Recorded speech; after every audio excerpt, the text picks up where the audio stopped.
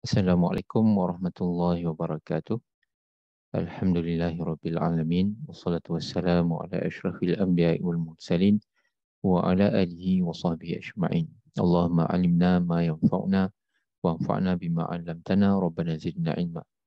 Yang dimuliakan tuan-tuan puan-puan sidang muslimin muslimat, pendengar rumah ngaji Seri Rampai yang dirahmati Allah sekalian, alhamdulillah kita bertemu lagi pada tengah hari ini dan insya-Allah kita akan sambung tadabbur ringkas kita pada ayat ke-8 dan 9 surah Sajadah. A'udzubillahi minasyaitonirrajim. Tsumma ja'ala naslahu min sulalatin min ma'in mahin. Tsumma sawwahu wa nafakha fihi min ruhi. Allah SWT menjadikan keturunan manusia, itulah Bani Adam alaihissalam, daripada sejenis pati ataupun sejenis core, iaitulah asas kejadian, iaitulah sulalatin mimma'in mahin, daripada air benih yang sedikit dipandang orang. Dan terjemahan ataupun tafsiran di sini tuan-tuan perempuan adalah air mani bagi lelaki dan juga air di dalam organ peranakan wanita. Dan itulah dia kejadian kita sebagai keturunan Bani Adam. Adapun Nabi Adam alaihissalam itu sendiri dijadikan daripada tanah seperti mana yang kita telah ulas sebelum ini. Dan kemudian Allah menyambung lagi dalam ayat ke-9, summa sawwahu wa nafakha fihi min ruhi, dan kemudian Allah menyempurnakan kejadiannya serta meniupkan padanya ruh ciptaannya, wa ja'ala lakumus sam'a wal absara wal afidah qalilan ma tashkurun. Dan Allah mengurniakan kepada kita manusia pendengaran dan penglihatan serta akal fikiran supaya kita bersyukur, namun sedikit daripada kita yang bersyukur.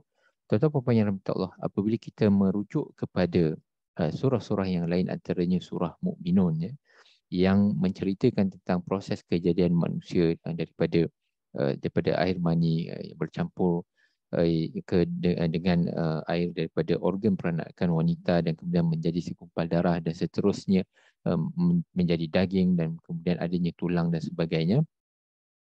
Dan proses ini kita melihat bahawa Allah SWT menceritakan dengan jelas berkenaan tentang proses ini satu persatu, daripada satu step kepada satu step yang lain. Dan tuan-tuan puan-puan yang rahmati Allah sekalian, kalaulah kita boleh kaitkan lagi dengan ayat keempat daripada surah As-Sajdah ini, di mana Allah SWT menyebutkan tentang kejadian langit dan bumi. Allahul Lazi khalaqas samawati wal ard wa ma bainahuma fi sittati ayyam. Allah SWT menjadikan langit dan bumi dan segala isi di dalam kedua-duanya dan di antaranya dalam 6 hari ataupun 6 peringkat ataupun 6 masa. Kita melihat bahawa Allah SWT juga menciptakan langit dan bumi, walaupun Allah SWT ini mempunyai kuasa kun fayakun. Kalau Allah SWT kata nak jadikan, Allah kata kun, maka jadilah ia. Namun kita melihat dalam proses penciptaan langit dan bumi, Allah SWT menjadikan langit dan bumi dalam 6 masa ataupun 6 peringkat. Dan juga dalam surah Al-Mu'minun Allah menceritakan tentang kejadian manusia dengan step-step yang tertentu, daripada air mani sampailah dengan tulangnya, dagingnya dan sebagainya, di mana Allah menunjukkan bahawa ada step by step di mana Allah menciptakan kita sebagai seorang manusia.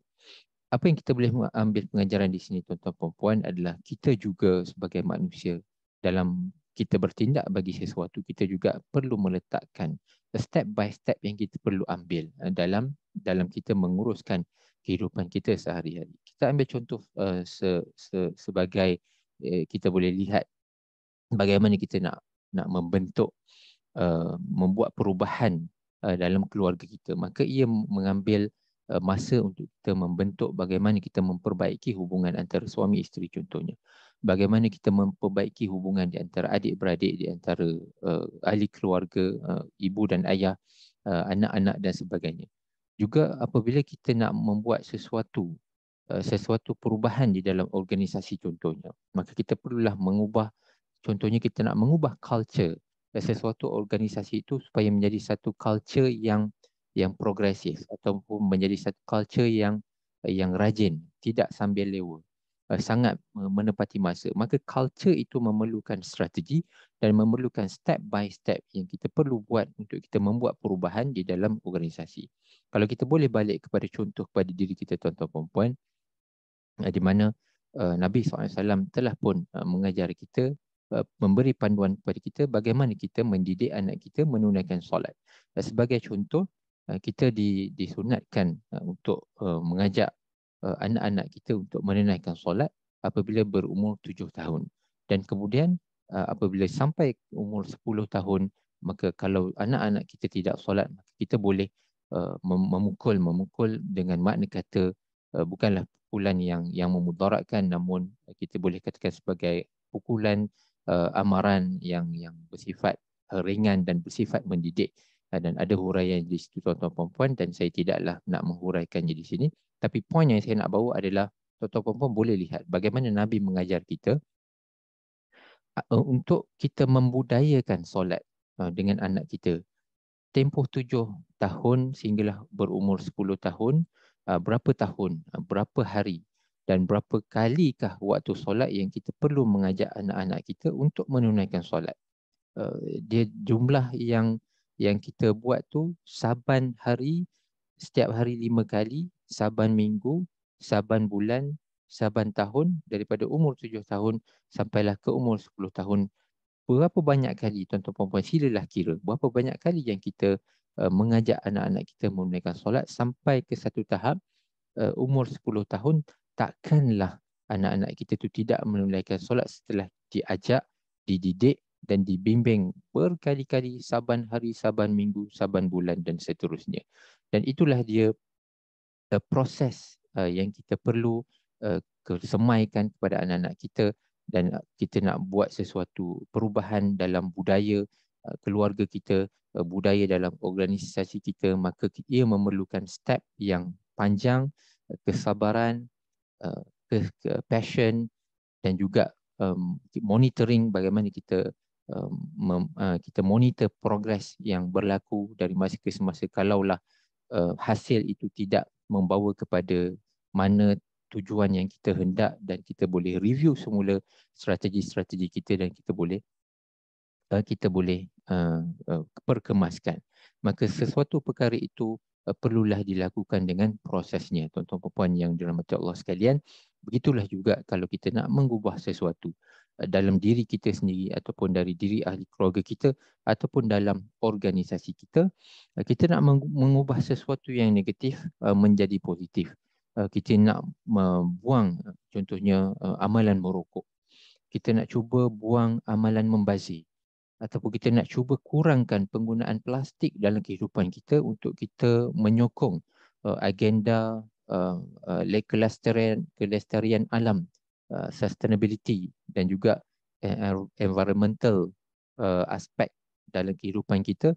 Kita nak kurangkan plastik. Maka segala perkara-perkara ini kita nak ubah, nak kurangkan rokok, nak berhenti daripada rokok dan vape, nak membudayakan agar keluarga kita, kawan-kawan kita membuang sampah di tempat yang sepatutnya, recycle segala plastik, kertas dan sebagainya, dan untuk kita mengurangkan penggunaan plastik dalam kehidupan kita. Semua ini memerlukan strategi, memerlukan proses, dan kita tidak akan boleh untuk mengubah budaya ini dalam diri kita sendiri. Kita tak akan mampu melakukannya dalam masa satu malam, overnight. Kita tak akan mampu. Kita memerlukan proses, kita memerlukan masa, kita memerlukan passion dan juga patience. Kita memerlukan kehendak, determination, dan kita memerlukan kesabaran dalam kita melaksanakan proses-proses itu. Kita cuba mengubah budaya diri kita, budaya keluarga kita untuk kita mencapai perubahan yang kita perlukan. Dan apabila kita Allah SWT menunjukkan pada kita bahawa Allah menciptakan langit dan bumi ini dalam peringkat-peringkat tertentu, dan juga Allah menciptakan manusia keturunan Nabi Adam AS dengan peringkat-peringkat tertentu dengan satu jangka masa yang tertentu, maka kita juga perlu bersabar dengan apa sahaja proses perubahan yang kita nak buat. Maka ia memerlukan juga masa, memerlukan step by step yang tertentu untuk kita cuba telusuri proses tersebut dan untuk kita cuba mendapatkan hasil yang kita perlukan untuk kita mengubah sesuatu. Jadi tuan-tuan puan, hormatilah proses itu, hormatilah masa itu, dan kita bersabar dan kita cuba untuk mencapai matlamat yang kita tetapkan, dan dalam pada masa itu kita meletakkan usaha dan berdoalah kepada Allah Subhanahu Wa Taala, mudah-mudahan usaha-usaha yang kita buat dalam mengubah diri kita, mengubah keluarga kita, mengubah budaya masyarakat kita, budaya organisasi kita, mudah-mudahan Allah Subhanahu Wa Taala memudahkan dan melurungkan kepada hasil yang baik dan kebaikan untuk semua. Saya sudahi setakat itu tuan-tuan dan puan. Terima kasih atas perhatian. Subhanakallahumma wa bihamdika asyhadu an la ilaha illa anta astaghfiruka wa atubu ilaih. Wassalamualaikum warahmatullahi wabarakatuh.